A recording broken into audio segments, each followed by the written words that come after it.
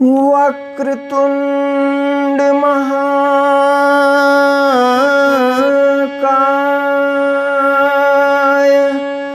सूर्यकोटि समप्रभा निर्विघ्नं कुरु मे देव सर्वे कार्येषु सर्वदा। श्री गुरु चरण सरोज रज निज मन मुकुर सुधारि वरणो रघुवर विमल जसु जो दायक फल चारि। बुद्धिहीन तनु जानिके सुमिरो पवन कुमार बल बुद्धि विद्या देहु मोहि हरहु कलेश विकार। या देवी सर्वभूतेषु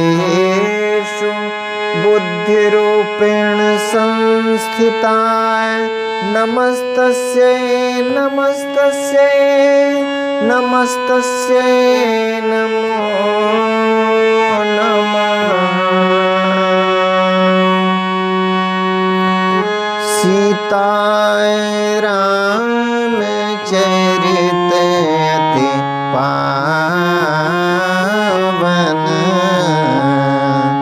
मधुर सरस अति मन भावन। पुनि पुनि केतन सुने सुनाए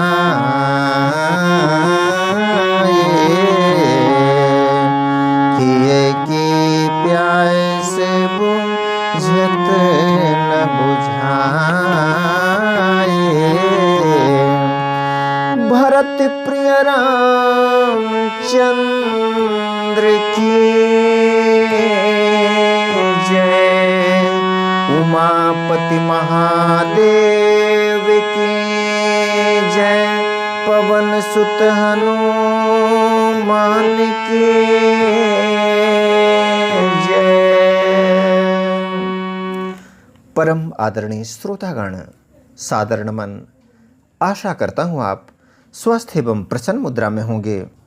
आज आपके समक्ष प्रस्तुत है श्री रामचरितमानस बालकांड भाग 89, जिसमें वर्णित विषय है गुरु विप्र की दुहाई और राजा की धुलाई। राजा प्रतापभानु कपटी मुनिवेशधारी अपने पुराने दुश्मन के संबंध और संपर्क में किस तरह से दिन प्रतिदिन विश्वास जीतते हुए वह उस सीमा तक पहुंच गया है जबकि राजा ने अपना पूर्ण रूपेण विश्वास, श्रद्धा, भक्ति समर्पित कर दी है इस कपटी मुनि के चरणों में। अब आइए चलते हैं आगे प्रसंग की ओर। किस तरह से आगे का घटनाक्रम राजा को उसके विनाश की ओर ले जाता है। तायते मैं तुहि बर जाऊं राय जाय कहे कथा तब पर मैं जा। छठे श्रवण यह परत कहानी नाय से तुम्हार सत्य मम वाणी। हे राजन, उसने कहा, कपटी मुनि ने जो भी चक्रव्यूह रचा है राजा को आगाह करता है। हे राजन, मैं तुमको इसलिए मना करता हूँ, ये बात किसी से कहना नहीं, क्योंकि इस प्रसंग को कहने से तुम्हारी बड़ी हानि होगी। छठे कान में यह बात पढ़ते ही तुम्हारा नाश हो जाएगा। मेरा यह वचन सत्य जानना। यह प्रकटे अथ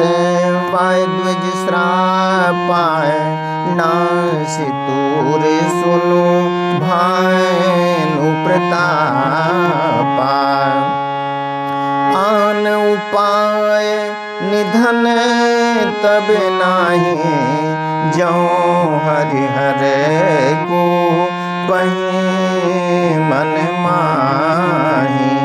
हे प्रतापवान सुनो, इस बात के प्रकट करने से अथवा ब्राह्मणों के श्राप से तुम्हारा नाश होगा, और किसी उपाय से चाहे ब्रह्मा और शंकर भी मन में क्रोध करें, तुम्हारी मृत्यु नहीं होगी। आदरणीय श्रोतागण, राजा प्रतापवान ने वरदान मांगा था। क्या मांगा था? मेरा शरीर वृद्धावस्था, मृत्यु और दुख से रहित हो जाए, मुझे युद्ध में कोई जीत न सके, और पृथ्वी पर मेरा 100 कल्प तक एक छत्र अकंटक राज्य हो। इसी वरदान के आलोक में यह कपटी मुनि राजा के समक्ष बातें रख रहा है। सत्यनाथ पद गहि नृप भाषाय, द्विज गुरकूप कहूँ पूरा खा। राखै गुर जौ कोप विधाता, गुर विरोध नहीं को जग त्राता। राजा ने मुनि के चरण पकड़कर कहा, हे स्वामी, सत्य ही है, ब्राह्मण और गुरु के क्रोध से कहिए कौन रक्षा कर सकता है।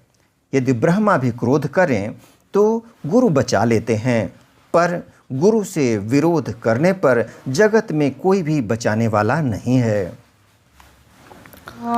जौन चलब हम कहे तुम्हारे, हो नास नहीं सोच हमारे। एक कहीं डर डर पत मन मोरा, प्रभु महिदेव श्राप अति घोरा। यदि मैं आपकी कथन के अनुसार नहीं चलूँगा तो भले ही मेरा नाश हो जाए, मुझे इसकी चिंता नहीं है। मेरा मन तो हे प्रभु केवल एक ही डर से डर रहा है कि ब्राह्मणों का श्राप बड़ा भयानक होता है। हो ही विप्र बस कवन विधि, कहूँ कृपा करिसो। तुम तज दिन दयाल निज हितु न देखूं को। वे ब्राह्मण किस प्रकार से वश में हो सकते हैं, कृपा करके वह भी बताइए। हे दीन दयालु, आपको छोड़कर और किसी को मैं अपना हितु नहीं देखता। अब जब उपाय पूछ लिया है राजा ने बचने का, विप्र और गुरु के क्रोध से, विशेष रूप से विप्र के आक्रोश से, तब इस कपटी मुनि ने उपाय बताना चालू किया है। सुनु नृप विविध जतन जग माहि, कष्ट साध्य पुण्य होहि कि नाहि। अहै कहते सुगम उपाय, तहाँ परंतु एक कठिनाई। तपस्वी ने कहा, हे राजन सुनो, संसार में उपाय तो बहुत हैं, पर वे कष्ट साध्य हैं, बड़ी कठिनता से बनने में आते हैं, और इस पर भी सिद्ध हो या न हो उनकी सफलता निश्चित नहीं है। हाँ, एक उपाय बहुत सहज है, परंतु उसमें भी एक कठिनता है। ब्राह्मणों को अधीन करने का क्या है, क्या कठिनाई है? उपाय है लेकिन उसमें कठिनाई है। क्या?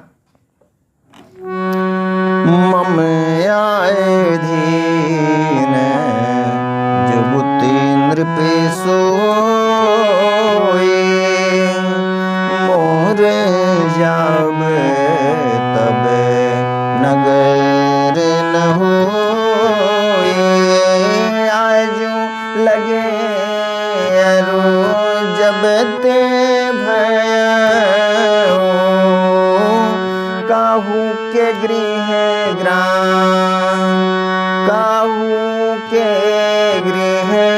ग्राम न गया। इस कपटी मुनि ने केंद्र बिंदु समस्या का समाधान उसकी डोर अपने हाथ में रखा हुआ है। उसने क्या कहा, हे राजन, वह युक्ति तो मेरे हाथ है, पर मेरा जाना तुम्हारे नगर में हो नहीं सकता। जब से पैदा हुआ हूँ तब से आज तक मैं किसी के घर अथवा गांव नहीं गया।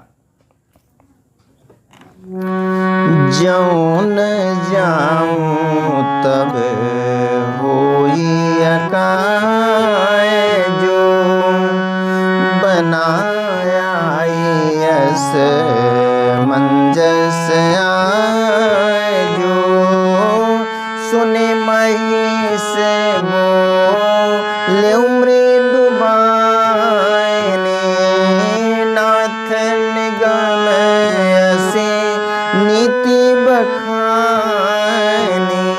जब इस तरह की लाचारी उसने बताई है कि राजा के गृह ग्राम वह नहीं जा सकता, तब राजा ने कहा, परंतु यदि नहीं जाता हूँ तो तुम्हारा काम बिगड़ता है। आज यह बड़ा असमंजस आ पड़ा है। उसने अपनी लाचारी बताई है और राजा को पूर्णतः चंगुल में उसके सामने ऐसा धर्म संकट प्रकट किया है कि राजा अब पूरी तरह से समर्पित हो जाएगा, किसी भी प्रकार से उसको गृहग्राम ले जाने की कोशिश करेगा। क्या कहा उसने, परंतु यदि नहीं जाता हूँ, कपटी मुनि ने कहा, परंतु यदि नहीं जाता हूँ तो तुम्हारा काम बिगड़ता है। आज यह बड़ा असमंजस आ पड़ा है। यह सुनकर राजा कोमल वाणी से बोला, हे नाथ, वेदों में ऐसी नीति कही है कि कौन सी नीति है? राजा ने कहा,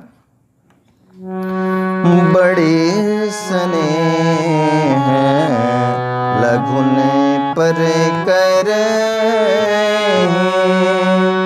गिरि निज सिर सदाय तृण धर।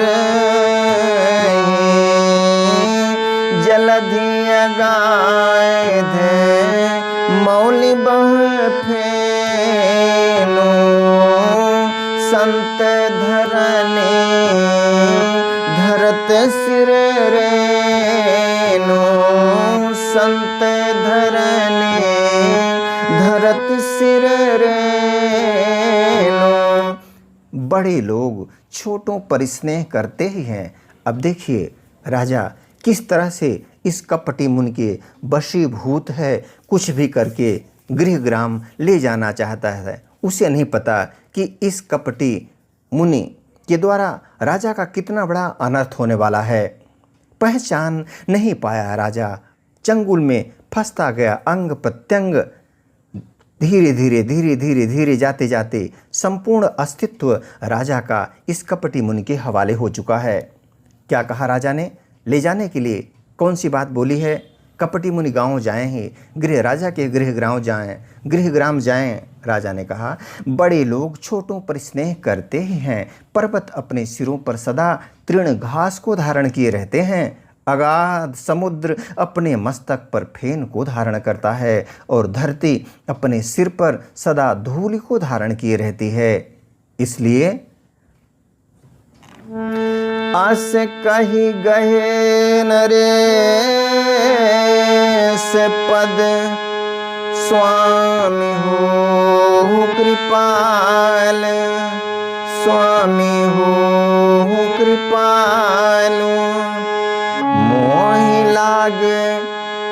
मोहि लागे दुख सहे प्रभु, सज्जन दीन दयाल।